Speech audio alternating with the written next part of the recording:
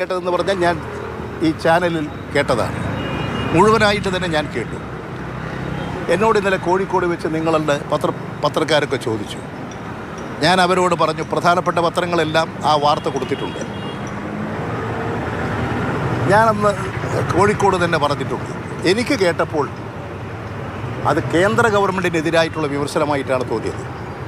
Fascist ഭീകരതയും ജനാധിപത്യ നിഷേധവും parliamentary സമ്പ്രദായത്തിന് നേരെയുള്ള ആക്രമണവും RSS സംഘപരിവാറിൻ്റെ ഫാസിസ്റ്റ് നീക്കങ്ങളുടെ നടപടികളുമായിട്ടാണ് എനിക്ക് തോന്നിയത്.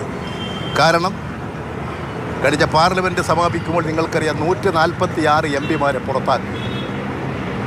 ഇന്ത്യയുടെ ചരിത്രത്തിലില്ലാത്തൊരു സംഭവമാണത്.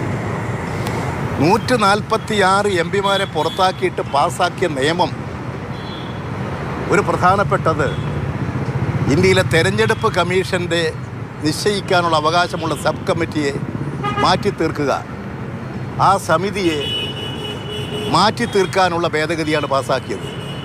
നിലവിൽ ചീഫ് ജസ്റ്റിസ്, ഇന്ത്യൻ പ്രധാനമന്ത്രി, പ്രതിപക്ഷ നേതാവ് 3 അംഗ സമിതിയാണ് തെരഞ്ഞെടുപ്പ് കമ്മീഷനെ നിശ്ചയിക്കാനുള്ള അതോറിറ്റി. ഇപ്പോൾ വരുത്തിയിരിക്കുന്ന ഭേദഗതി ഇന്ത്യൻ പ്രധാനമന്ത്രി നിശ്ചയിക്കുന്ന ഒരു മന്ത്രി, പ്രതിപക്ഷ നേതാവ്. എന്തിനാ ചീഫ് ജസ്റ്റിസിനെ ഒഴിവാക്കിയത്? തെരഞ്ഞെടുപ്പ് കമ്മീഷനെ BJP നിശ്ചയിക്കുന്ന ആളുകളെ നിശ്ചയിക്കാനുള്ള അധികാരത്തിന് വേണ്ടിയല്ലേ?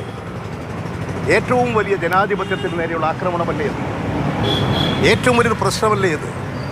ഇങ്ങനെയുള്ള സംഭവങ്ങളൊക്കെ കാണുമ്പോൾ സ്വാഭാവികമായും സാഹിത്യകാരന്മാരും സാംസ്കാരിക നായകന്മാരും രാഷ്ട്രീയക്കാരുമൊക്കെ ഈ ഫാസിസ്റ്റ് പ്രവണതയ്ക്കെതിരെ പ്രതികരിക്കും. അവരിലെല്ലാം ഈ പ്രശ്നങ്ങൾ, വികാരങ്ങൾ ഉണ്ടാക്കും. അതുകൊണ്ട് എല്ലാവരും ഇത് സംബന്ധിച്ച് പ്രതികരിക്കുന്നുണ്ട്. എനിക്ക് അദ്ദേഹത്തിൻ്റെ പ്രസംഗം കേട്ടപ്പോൾ ഉണ്ടായിട്ടുള്ള കാര്യം ഞാൻ പ്രതികരിച്ചിട്ടുണ്ട്. അദ്ദേഹം തന്നെ കാര്യങ്ങളെല്ലാം ഇന്നലെ വ്യക്തമാക്കിയിട്ടുണ്ട്. ഇനി അതിലൊരു വിവാദത്തിലേക്ക് പോകേണ്ട കാര്യമുണ്ടെന്ന് എനിക്ക് തോന്നുന്നില്ല.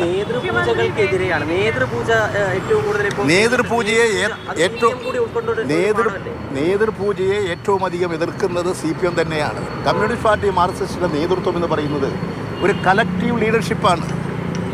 ആ കലക്റ്റീവ് ലീഡർഷിപ്പാണ് കാര്യങ്ങളൊക്കെ. അതുകൊണ്ട് നേതൃത്വ പൂജയെ എല്ലാ കാലങ്ങളിലും CPM എതിർത്തിട്ടുണ്ട്, അതിൽ അംഗീകരിച്ചിട്ടില്ല. എന്നാൽ ഈ സമൂഹത്തിൽ വ്യക്തികൾക്കുള്ള പ്രത്യേകതകൾ ആരും നിഷേധിക്കുന്നില്ല. വ്യക്തിഗതമായ പ്രാപ്തിയും കഴിവും ഉള്ള ഒട്ടനവധി പല രംഗങ്ങളിലുമുള്ള പ്രതിഭകളുണ്ട്. അത്തരം ആളുകളുടെ കഴിവിനെ ആരെങ്കിലും നിഷേധിക്കുന്നുണ്ടോ? MD സാഹിത്യ രംഗത്തെ ഒരു വലിയ സാഹിത്യ രംഗത്തെ അതികായകനാണ്. അദ്ദേഹത്തിൻ്റെ കഴിവല്ലേ അത്? രാഷ്ട്രീയ രംഗത്ത് ഒട്ടനവധി നേതാക്കളുണ്ട്. അവരുടെ കഴിവല്ലേ, അവരുടെ പ്രാപ്തിയല്ലേ, അവരുടെ വ്യക്തിത്വമല്ലേ, അവരുടെ വ്യക്തിപരമായിട്ടുള്ള ഒരു പ്രശ്നമല്ലേ അത്? അതിനെ ആളുകൾ ബഹുമാനിക്കും, ആദരിക്കും, സ്നേഹിക്കും. മുഖ്യമന്ത്രി വേദിയിലിരുത്തിയാണ് ഇത്രയും കാര്യങ്ങൾ പറഞ്ഞത്. രണ്ടാമത് എന്ത് സാഹചര്യത്തിലാണ് ഇത് പറയാനുണ്ടായത്? ആ ഒരു കാര്യത്തിൽ കൂടി വ്യക്തതയുണ്ട്. ഇപ്പോൾ ഇങ്ങനെ ഒരു കാര്യത്തിൽ വലിയ വിവാദമായ സാഹചര്യത്തിൽ എങ്ങനെയാണ് അതിനെ CPM കാണുന്നത്? ഞാൻ മനസ്സിലാക്കുന്നത് മുഖ്യമന്ത്രിയെ വേദിയിൽ ഇരുത്തിയത് കൊണ്ട് തന്നെ അദ്ദേഹം അങ്ങനെ പറയാൻ കേരളത്തെയോ മുഖ്യമന്ത്രിയെയോ ആക്ഷേപിക്കാനുള്ള ഒരു സാധ്യതകളും കാണുന്നില്ല. പക്ഷേ ഇടതുപക്ഷ വിരോധികൾ, ഇടതുപക്ഷ ഗവൺമെൻറ്റിനെ എതിർക്കുന്നവർ, മുഖ്യമന്ത്രിയെ ആക്ഷേപിക്കാൻ നടക്കുന്ന കുറേ ആളുകളുണ്ട്. അവർക്ക് ഏതിനെയും ഇടതുപക്ഷ ജനാധിപത്യ മുന്നണിക്കും ഗവൺമെൻറ്റിനും മുഖ്യമന്ത്രിക്കുമെതിരെ തിരിച്ചുവിടാനുള്ള അവരുടെ നിലപാടിൻ്റെ ഭാഗമായിട്ടാണ് അദ്ദേഹത്തിൻ്റെ പ്രസംഗമെടുത്ത് വിവാദത്തിലിട്ട് അദ്ദേഹത്തെ പോലെ സാഹിത്യരംഗത്തെ ഒരു വലിയ പ്രതിഭയെ വിവാദത്തിലേക്ക് വലിച്ചിഴക്കുന്നത്.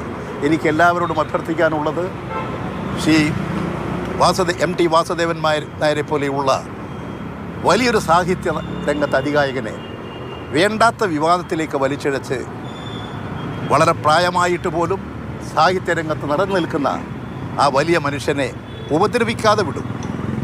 എന്താണെന്ന് വെച്ചാൽ MD ഇത്രയും വിവാദമായി, പക്ഷേ MD ഔദ്യോഗികമായി ഇതുവരെയും ആ വിഷയത്തിൽ ഞാൻ പിണറായി ഉദ്ദേശിച്ചല്ല എന്ന് ഇതുവരെയും പറഞ്ഞില്ല എന്നുള്ളതാണ്. MD പറഞ്ഞാൽ ഈ വിവാദം അദ്ദേഹം ഇന്ന ആളാണെന്ന് പറഞ്ഞെങ്കിലല്ലേ അദ്ദേഹത്തെക്കുറിച്ച് പറയേണ്ടതുള്ളൂ. ഞാൻ ആ പ്രസംഗം കേട്ടപ്പോൾ എനിക്ക് തോന്നിയിട്ടുള്ളത് BJP ഗവൺമെൻറ്റിനെ കുറിച്ചും ഇന്ത്യൻ പ്രധാനമന്ത്രിയെക്കുറിച്ചുമാണ്. ഞാനങ്ങനെ ധരിക്കാൻ കാരണം ഞാൻ ഈ പറഞ്ഞിരിക്കുന്ന കാര്യങ്ങളെല്ലാം തന്നെയാണ്. നിങ്ങൾക്ക് തോന്നുന്നത് ഈ ഇത്തരം നിരീക്ഷണം ഇത് ഇടതുപക്ഷത്തിനെതിരായിട്ടാണെന്ന് നിരീക്ഷിക്കുന്നത് ഇടതുപക്ഷ വിരുദ്ധ നിലപാട് സ്വീകരിക്കുന്ന ചിന്തകരുടെ, പത്രപ്രവർത്തകരുടെ, രാഷ്ട്രീയക്കാരുടെ ഭാവമായിട്ടാണ്. അത് അത്തരത്തിലാണ് UDFും അതുപോലെ കോൺഗ്രസും പ്രചരിപ്പിക്കുന്നത്. ആ പ്രചരണങ്ങളിലേക്ക് ദയവ് ചെയ്ത് വസ്തുനിഷ്ഠമായി കാര്യങ്ങൾ കണ്ട് മനസ്സിലാക്കി കാര്യങ്ങൾ പ്രചരിപ്പിക്കാൻ മാധ്യമ സുഹൃത്തുക്കൾ തയ്യാറാകണം, മാധ്യമങ്ങൾ തയ്യാറാകണം. നിങ്ങളുടെ അധികാരപരിധിയിലാണ് മാധ്യമം എന്നൊന്നും ഞാൻ കണക്കാക്കുന്നില്ല. അതുകൊണ്ട് നല്ല വാർത്തകൾ കൊടുക്കാൻ, ശരിയായ വാർത്തകൾ കൊടുക്കാൻ എല്ലാവർക്കും കഴിയട്ടെ.